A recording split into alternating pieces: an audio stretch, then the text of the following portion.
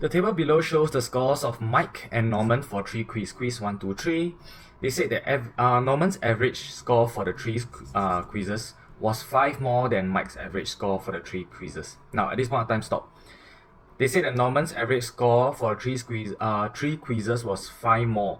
Now, we need to find the average over here first. So, how to find the average? 70 plus 90 plus 80 divided by 3.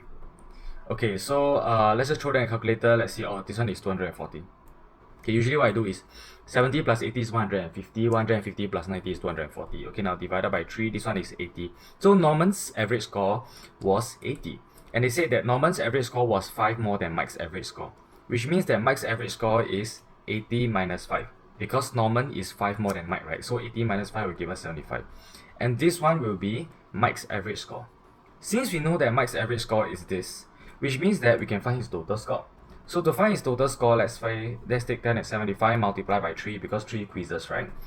And this one will give us 225, which means that this one plus a question mark, right, will give us 225.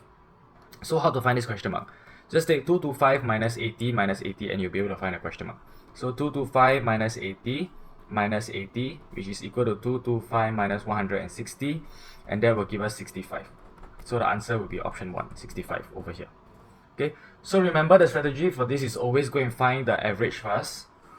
Okay, and using comparison mode, you can start getting the answer for this one. Alright, done.